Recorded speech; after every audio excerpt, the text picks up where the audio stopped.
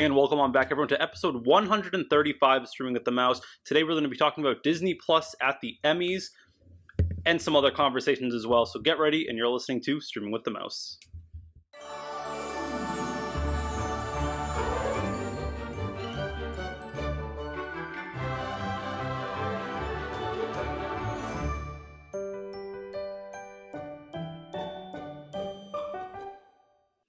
And welcome on back, everyone, to episode 135 of Streaming with the Mouse. Today, we're going to be talking about Disney Plus at the Emmys. And my name is Clifton Paul Robinson. Joining me, as always, is my friend, my co-host. Co-host works in the situation of the Emmys, like hosting the Emmys together. The Amy Poehler to your Tina Fey. There we go. That's a good one. I don't know if they ever hosted the Emmys, but I love them. I think they've hosted something. But Cam, how are you doing? I'm good. Obviously, have a lot of big stuff coming up. Right now we're in this weird Disney Plus lull where there's like nothing really major. I mean, we got High School Musical, the series coming out on the 27th. So that's the week of this dropping. So that's something to look forward to. But no big Star Wars or Marvel right now. So I'm getting a little bit of the shakes right now. I don't know about you. I don't know. I sent a TikTok to you and Colin yesterday or something like that. And the caption was, when there's no Disney Plus or Marvel shows, when there's no Disney Plus Star Wars or Marvel shows for a whole month, and it was Tommy Lee Jones going, honestly, thank God. I'm tired. No, see, I did not respond to that because I am not tired. I want Well, I more. thought you'd fight me on it at least, but as we always know, you'll all like a good fight. I don't even think Colin probably knows how to use TikTok. No, probably for being 100% honest. No, definitely. But again, we're going to be talking about Disney Plus at the Primetime Emmys, as well as a couple other talking points that I think I've been hammering in the past couple years. I'm excited to talk about it. For people that don't know, the Primetime Emmys are pretty much the television award shows. They're the television version of the Oscars, the Tonys, the Grammys, and they're a very big award. They're the first E. They're the E of the EGOT. So we're going to talk about it. We'll also talk about some of the general shows as well. I know this was a big year for Succession, if you've ever watched that. I have not. Very good show. Oh, very good show. Good show. In the best supporting actor for the drama series, 3 of the 4 are from Succession. So that just shows you how big of a show it was. But before we jump into that, we are going to talk about news with just only one piece of news, and we know that Lightyear will be available to stream on Disney Plus starting August 3rd. Very excited about that. Very, very excited. I still have not seen the movie, and I feel like a jerk for not seeing it. I don't feel like a jerk for seeing it. I was really looking forward to it, and Disney takes I just all our never money. saw it. Yeah, but I wanted to support this one because it wasn't doing well in the box office. There's a lot of haters because of some certain scenes, which those people can. There's always a bunch of haters. There's always a bunch of haters. That's just how it goes. And they're not even haters. They just want the reaction. The best thing to do is not give them the reaction. But I wanted to go. I wanted to go see it, and I'm mad I didn't in theaters. And it is what it is at this point. So I'm excited to watch it though. Is I wish The Marvels was the next movie coming out. Yeah. It would have worked better, but I digress. That's it for news. I don't know if you have anything. I've got nothing. That was the only piece of news I was going to bring to the table today, and here we are. It's a slow summer, and I think, and again, there's going to be some talking points during this. During this show. We're not really. Well, we'll see. So we're going to talk about the Primetime Emmys. I'm going to start only with Disney Plus. Then we're going to switch into a little bit of other Disney-owned things. And we're going to be starting off. Let's pick some random one. Here, I'll go through a couple that we don't even need. I'll give you a bunch. I'll throw out a bunch. You can give me your opinions. And then we'll get into the heavy hitters. How does that sound? Okay, sure. So the first one, Star Wars Visions, Emmy nominee for Outstanding Short-Form Animated Program. So that's like clips, like 5 to 15 minute like minis, pretty much. I'm just gonna give you a bunch, so you can talk on it when we go through it. Yeah. Do you have what else was nominated for that or no? I should probably pull those up. I'm going off of the Disney Plus Instagram page. Gotcha. So outstanding short form animated program. There are a lot of Primetime Emmy nominations. Or there are Emmys and there's Primetime Emmys. If it's Primetime, that means it's going to be shown on TV. If that makes sense to people. Yeah. The other ones, I'm just, like I said, I'm going to go through a bunch of the smaller ones and then we'll talk more.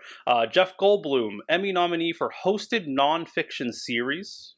So here's the thing about that. I loved the first season of that. I never watched the second season of it. Neither did I. Never got into it. Again, it wasn't like anything that happened. It was just like, oh, okay, I didn't watch it.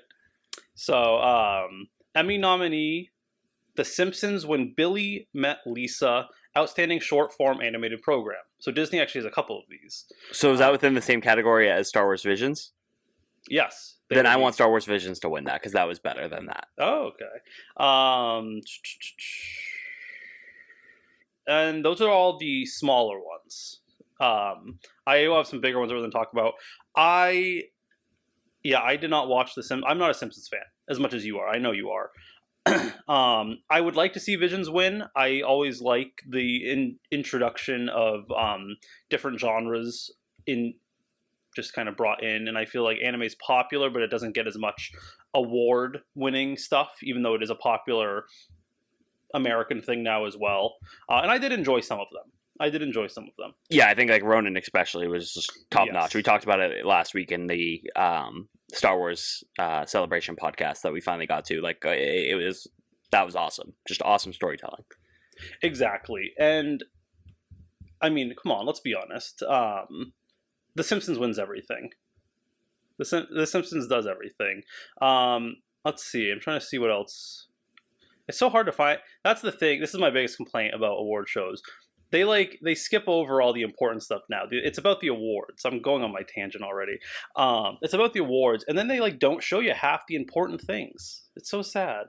I would like to see Jeff Goldblum win. It's always fun. And that's Nat Geo integrated with Disney Plus. And I'm going to talk about integration in a little bit. The next thing, and this is to me a bigger thing, and we'll probably talk more on this, is Chip 'n Dale Rescue Rangers, the Emmy nominee for Outstanding Television Movie. I loved this movie, and the thing is, because this counts, and I want your opinion on this, and you can talk about it, outstanding television movie, there aren't many outstanding television movies. I think it's very hard, because my first thought is Hallmark. I don't know what your thoughts are with that. I think this could. I think this could win. I need to see what the other ones are, but because this was an enjoyable, I can't think of many TV movies, High School Musical was one that I really enjoyed, and that's when I was a teenager. So this is going up against Chip 'n Dale Rescue Rangers, Ray Donovan the movie, never heard of it. Reno 911, The Hunt for QAnon, I didn't even know that was a thing. The Survivor, never heard of it. Zoe's Extraordinary Christmas, I could literally not tell you what that is. If it's a spinoff of Zoe's Extraordinary Playlist, it is. That's a great show. I've never watched the movie, but I love the show, so that could be a good one. But yeah, Chip 'n Dale, I could see that winning. The only one I could put, the Reno 911, The Hunt for QAnon sounds very funny. Sounds funny. I didn't even hear about it till right now. The only Zoe's Extraordinary Christmas, I was a fan of that show up until I kind of just fell off from it. Season 1's great. Season 1's great, exactly. And I think what's going to hurt it is being on the Roku channel. I think it's going to be between Chip 'n Dale and Ray Donovan, if I am going to guess, because I know Ray Donovan was a very popular TV show, and now on Showtime, and now I think it got its final hurrah as a movie. So I like the concept. This could be a fun one to win. I feel like this would be branching out, and it kind of lets in. If this wins, it might encourage Disney to put more movies on Disney Plus. Yeah, I think they're going that way anyway at this point. I think so too, and this is an interesting one, and this is what I think Disney needs to lean more into, as The Beatles Get Back has 5 Emmy nominations, including Outstanding Documentary or Nonfiction Series. Have you watched any of this? Are you a Beatles fan? I am. It is unbelievable. That documentary, it's beautiful. Peter Jackson just nailed it. How good that documentary is. I am a Beatles fan. Not diehard, but I do like the Beatles, and I like music. I'm not a music nut, but it is cool to see the behind the scenes, arguably one of the greatest rock bands of all time, their process of creating an album together, and especially at this weird time where it's just crazy. Lennon's just high on drugs the entire time. It looks like George quits the band at one point. It's a crazy documentary. It's really cool. It's really, really well done. I think what's the most crazy, and we've talked about this before. If I am going to watch a documentary, I want like nature, I want like marine life. This is just such an incredibly done documentary, and it's so long, but it keeps you invested the whole time. Because I mean, the Beatles are a very important part of just music and just history as a whole. The other things we're going up against are 100-Foot Waves. I'm not going to really talk much more into these. Genia's a Kanye trilogy, the Andy Warhol Diaries, and we need to talk about Crosby. So I think just because it's the Beatles, that gives it the competitive edge. I think it's very hard to like. It's like when they do biopics. It's so hard to beat them in best picture or best actor, where it's the Beatles. Right. Yeah, I think it has a very good shot at winning. Who's going to beat him? Andy Warhol, maybe, but. The next one we're going to is What If? 3 Emmy nominations, including Outstanding Animated Program, and the other 2 are Best. Oh, what is it? It's voiceover performance. Best voiceover performance for Jeffrey Wright and Chadwick Boseman. I think Boseman. I think Jeffrey Wright will win. If we're gonna be honest, I would like to see Chadwick Boseman win. I think Jeffrey Wright will win. I see. If I'm gonna pick one, I think I would probably. But here's the thing. You know what else is nominated there, and I don't think this will win. So I think Chadwick Boseman is gonna win. I think the one that should win is F. Murray Abraham as Khonshu, who's also in that category.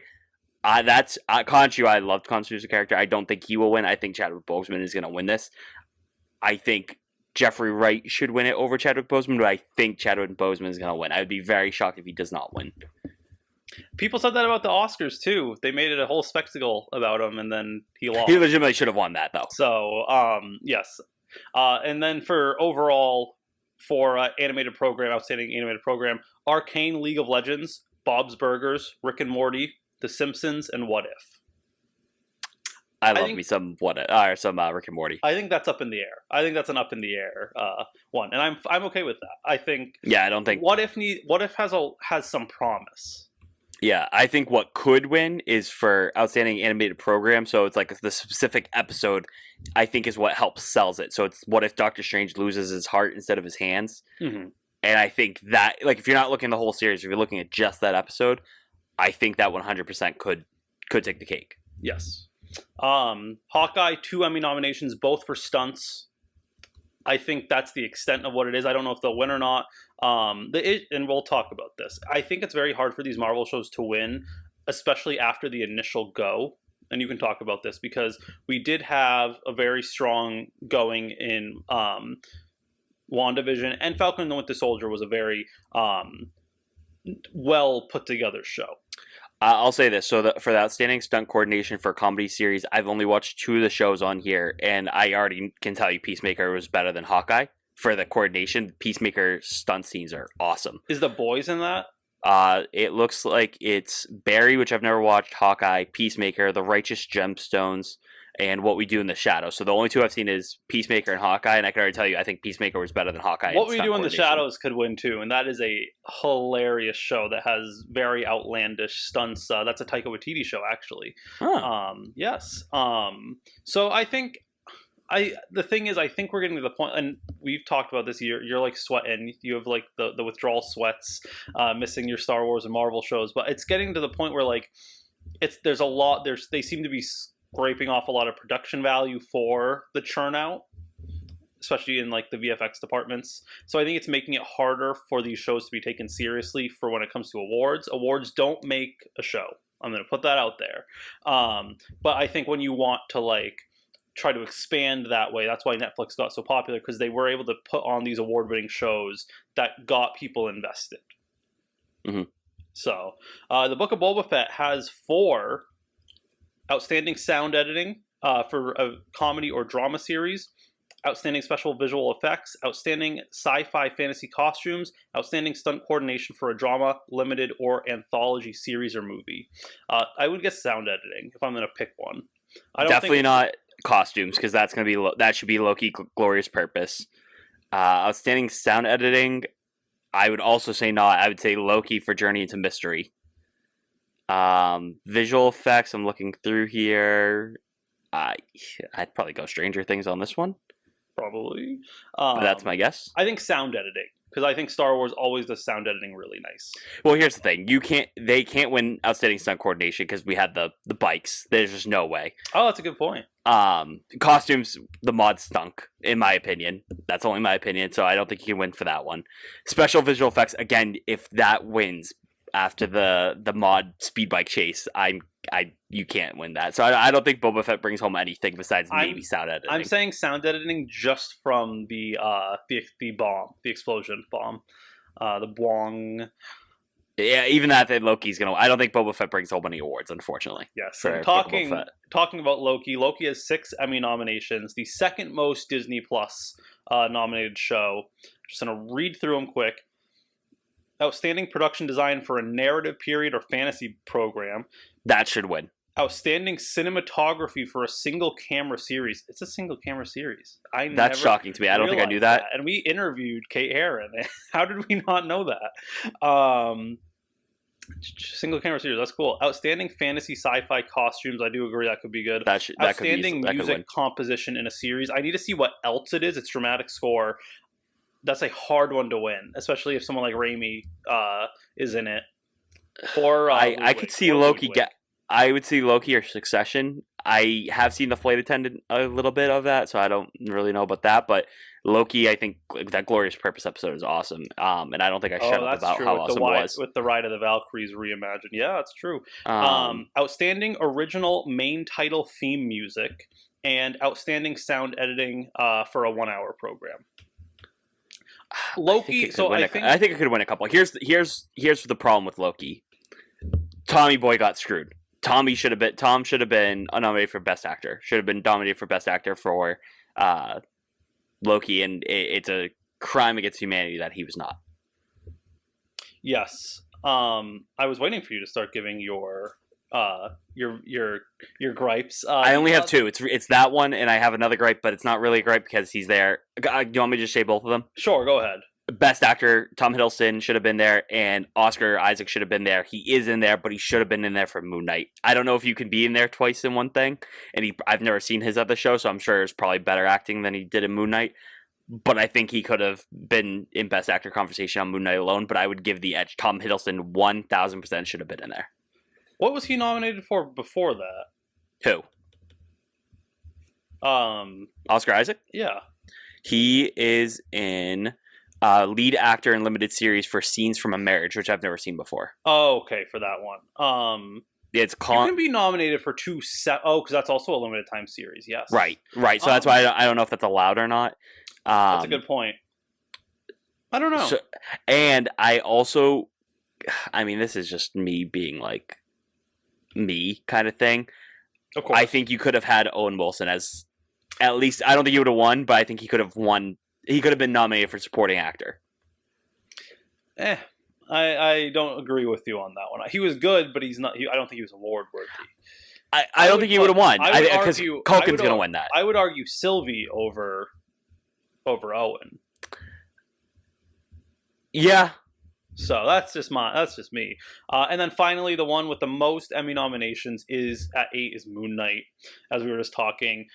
They're the only live action show that has a person nominated, and that is F. Murray Abraham for outstanding character voiceover performance, outstanding cinematography, outstanding fantasy sci-fi costumes, outstanding music composition, sound editing, sound mixing, stunt coordination, and outstanding stunt performance for a limited series, drama series, or anthology. So the cinematography one it's nominated for is Asylum. I love that if they won that. I don't know if they will because I've never seen these other things, like especially like Dope Sick. I just know is like a big, like, very popular. That's a big show. Very popular. I've never seen it, but shout out to Keaton. Asylum, very well deserved to at least be nominated. I think the costumes is a good one that's nominated for. I'm excited that it was nominated for the music because I thought the music was overall really good. I think Loki was personally better, but still really good. And I don't think they'll win, but I'm very happy that they got nominated for the stunt coordination, especially for the whole show. That's a pretty big deal. I still think Stranger Things will probably win, or maybe even The Witcher might win. What's this for? That was for stunt coordination through a show. The stunt performance one is specifically for the episode of Gods and Monsters, which is pretty cool. That one is also what Hawkeye is nominated for. However, they have to go up against Stranger Things Chapter 4, Dear Billy. So I think that's where that's going to take the cake for outstanding stunt performance for Chapter 4 of Stranger Things Season 4. The Witcher is very well done on that sense. And do you have any other points on what's been nominated for Disney Plus? No, I don't think I do. So as we digress, I think it's time for me to make my plea to Disney again. It is time to combine Hulu and Disney Plus. It is time to put them together and let Hulu be the adult version of Disney Plus. They're already a package. You can buy. I'm on the subscription plan. The Disney bundle, baby. The Disney bundle, and it's great. It won't cost you anything. Hulu beat Disney Plus this quarter for new subscribers. Netflix lost 1 million, but I just had to throw the shot in there. Hulu outdid it, and they have it's not potentially, they have one of the best TV shows currently on a streaming service, and that is Only Murders in the Building. Still have not watched it. I need to. I've only started watching it because Courtney was watching it, and I was like, "Oh, this is actually pretty funny." And I love Steve Martin. Yeah. Martin Short's. I don't know him as much, but I still enjoy him. But Only Murders in the Building from Hulu has 17 nominations. Just going to name a couple. I'm not going to name all of them. Outstanding Comedy Series. I think that's going to go to Ted Lasso, though. Just going to throw a shot in the dark because social media helps dictate wins. Outstanding Lead Actor in a Comedy Series, Steve Martin, and also Martin Short. And then you have Outstanding Guest Actor in Nathan Lane, who is actually still Disney. That's Timon. And then the same thing, Guest Actress, Jane Lynch. And you can just keep going down the list. And it is very impressive. They also have Dope Stick. Yeah. We were just talking. Shout out to Michael Keaton. Best Lead Actor in a limited or anthology. If I could speak today, that'd be nice. In a series. Michael Keaton, supporting actor Will Poulter, and like you can just keep going down. And like these are the shows that yes, Disney's for everyone, but Disney is marketed for kids. Right. Hulu to me has always been their darker counterpart since they bought it. There is a belief. So the only thing, I'm going on my rant again. I'm not sorry. Comcast still owns a partial stake in Hulu. There is mumblings that is going to be done soon. Comcast wants out of Hulu, and then Disney will then integrate it. Will it happen? I don't know. I'm pretty sure Disney Star, whatever Disney Plus's international version is, integrates that all. I think it's everything. They do, yeah. So, like in Canada, there's a new show that's coming. I think it's to Hulu. I think it's called The Patient. It's like a Steve Carell drama where like the trailer looks sick. He's a therapist. I'm pretty sure it's the show. And it's gonna be on Hulu. He's a therapist who like gets basically kidnapped by his patient in his own home or whatever. I think so it's like a really serious drama thing. And I remember the trailer I watched. I'm almost positive it was a show.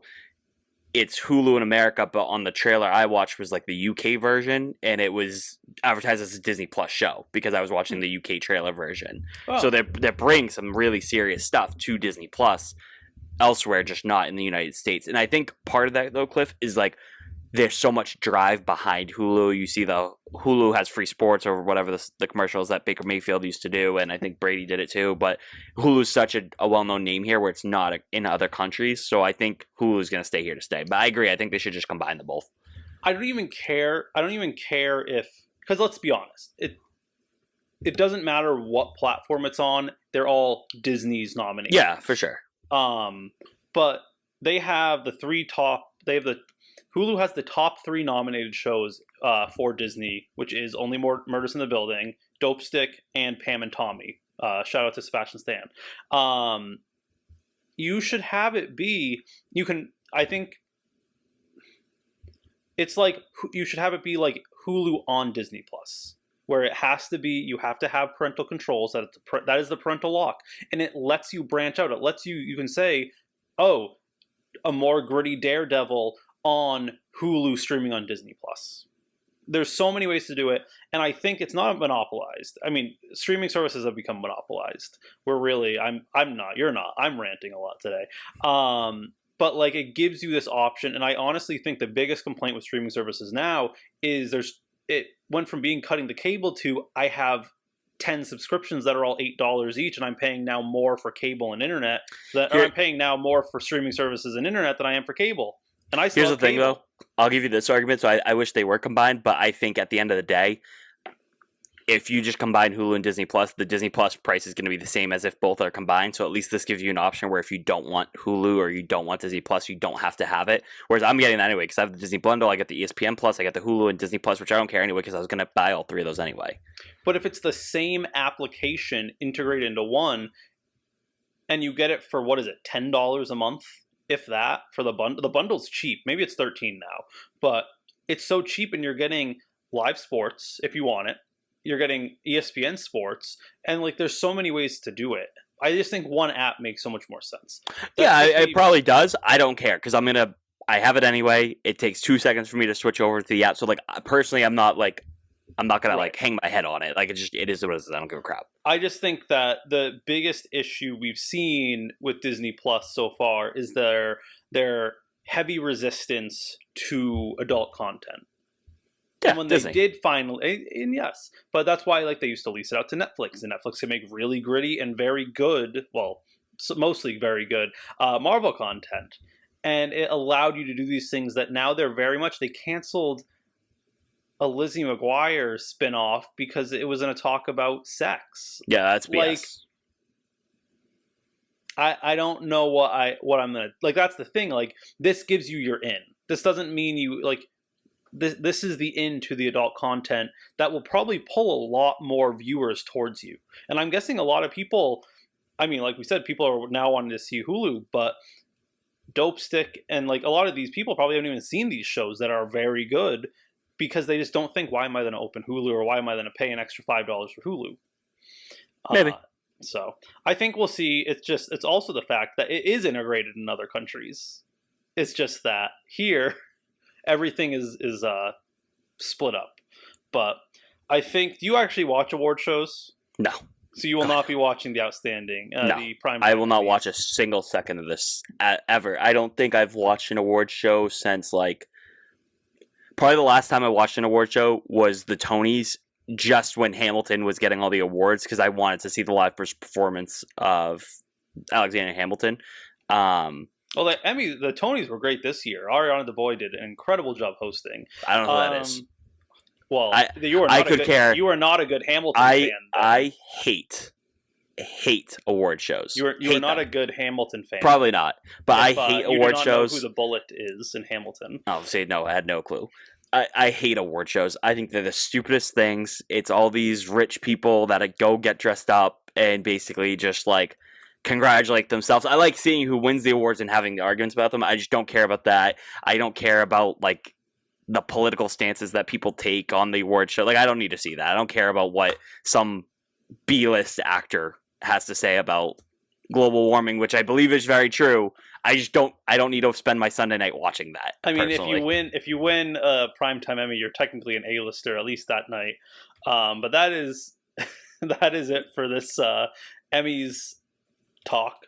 Disney didn't do as well, I think, because also no Mandalorian. A lot of the Marvel shows that might have won stuff weren't eligible. What were the dates exactly? You said June 1st, 2021 to May 31st. And I don't want it to get like screwed up. Like I'm excited to see who wins and stuff like that, but I could care less about the show itself. I think the last time I actually turned on an award show was literally when I saw Twitter blow up after Will Smith slapped Chris Rock. Yeah, I've heard about that. That was cool.